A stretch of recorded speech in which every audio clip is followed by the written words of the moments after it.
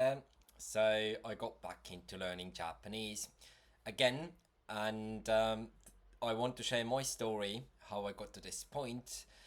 Because the last time I studied Japanese in a classroom environment was exactly 10 years ago, and since then I have tried multiple times to restart my studies, but after 3 to 4 months, I would stop studying.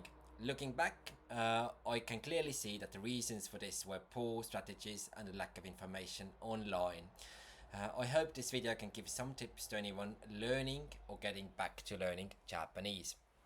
I've added chapters down here, they should be somewhere, so you can easily navigate this video and jump to the part that interests you the most. So just a few words about myself.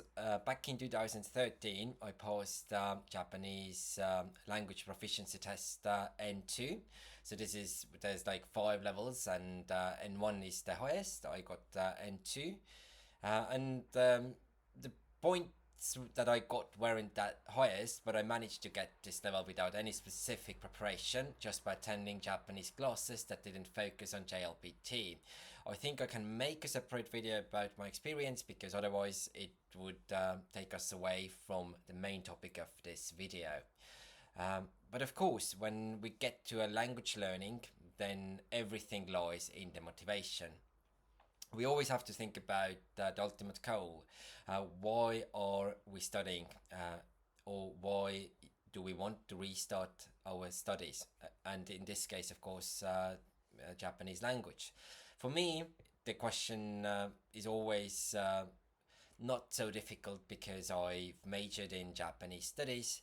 I've lived in Japan for 2 years. I really like learning kanji, and my goal would be to be able to watch Japanese movies without any subtitles whatsoever, and also to read contemporary modern Japanese literature without using much denchi jisho. So these are my main goals and my main engines for learning Japanese language.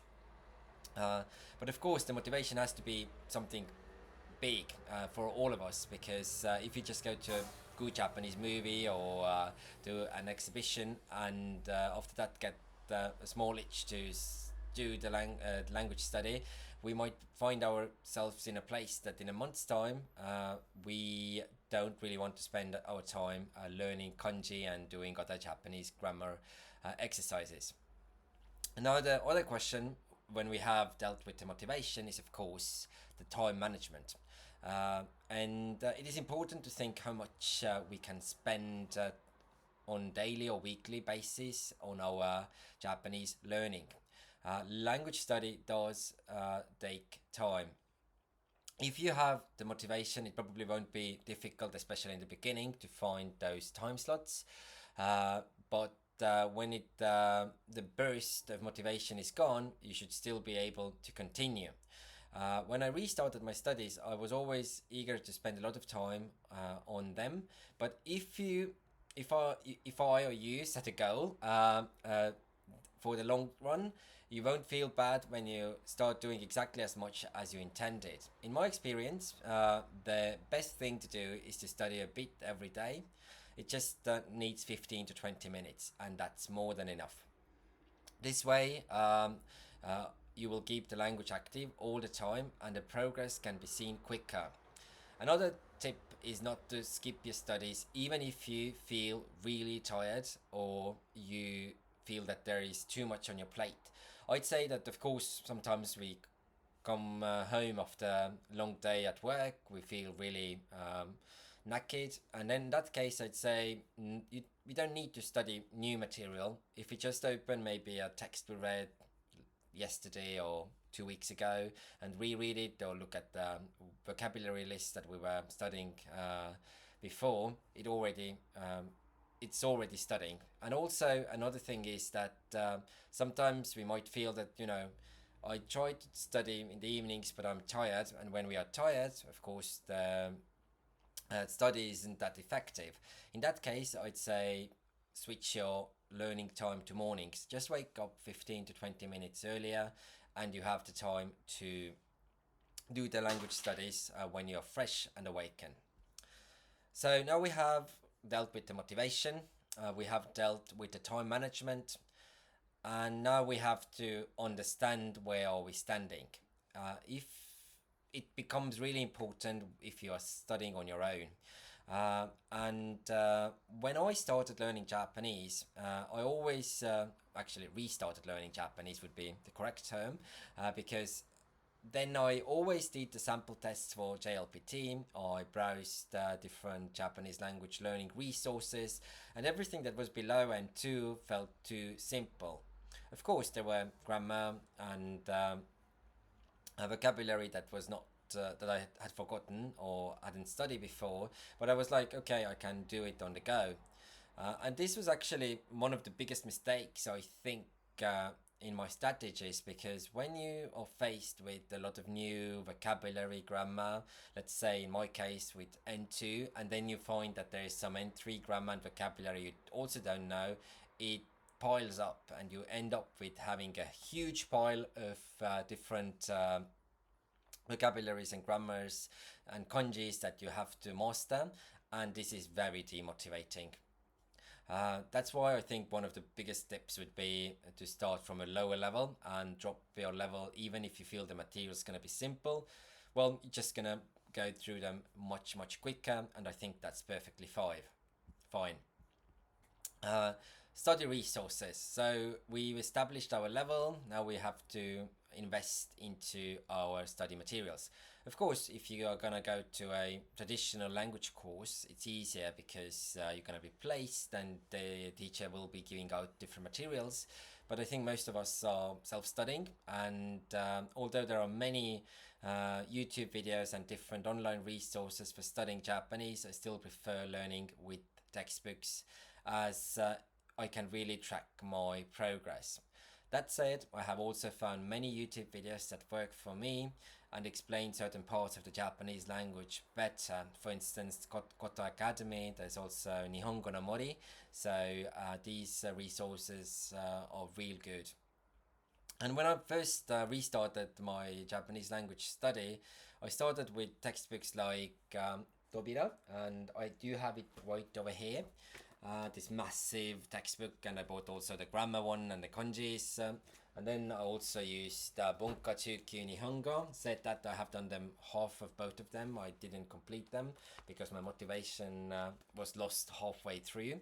And that's why, in my experience, if you are doing self study, don't use them. Although they are really good resources, they do not have answer keys to most of the stuff, and they doing the chapters takes you hours, sometimes maybe 1 or 2 weeks, and this is not motivating. If you have 15 to 20 minutes a day, it's better to use some book series that have really short chapters, and this is, in my opinion, one of the best motivators.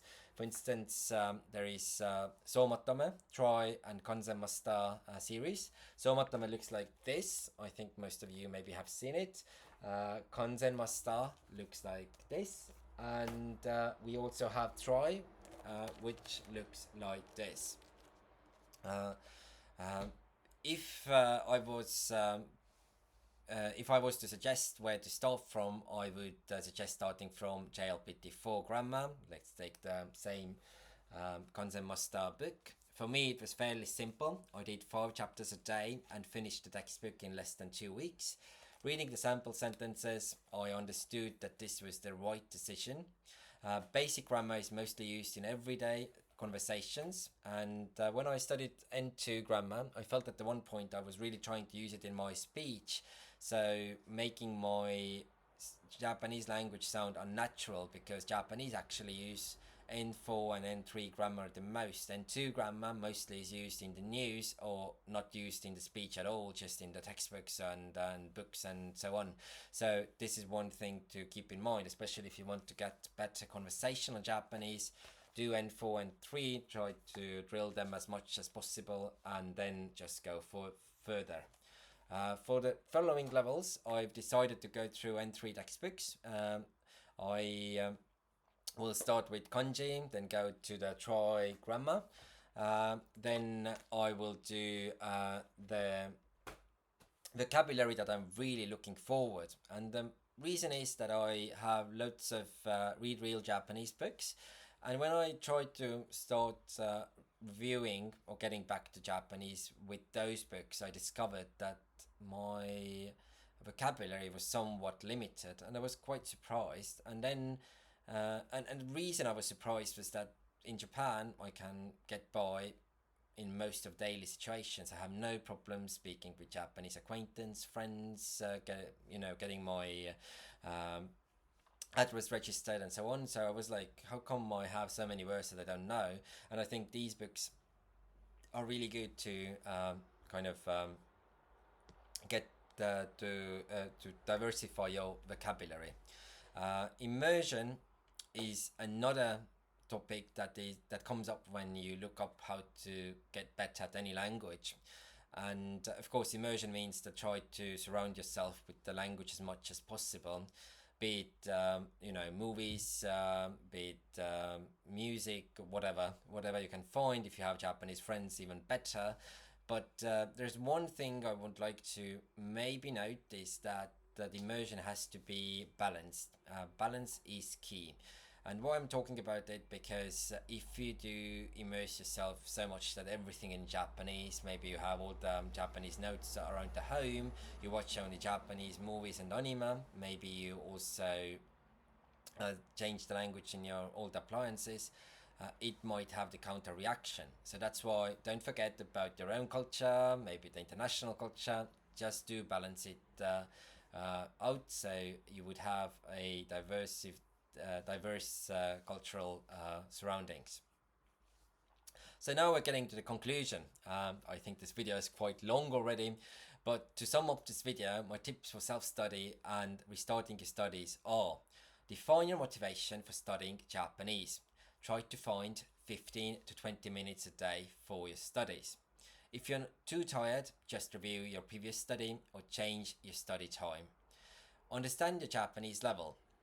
Choose study resources with short chapters and answer keys. Good series are Somatome, Kanzemasta, and Try. Instead of starting from where you left off, drop your level a bit or even much more, and surround yourself with the Japanese language, but don't overdo. Balance is the key. So if you have any other questions that maybe arose when you were watching this video, do leave a comment, and see you next time in my video. Bye!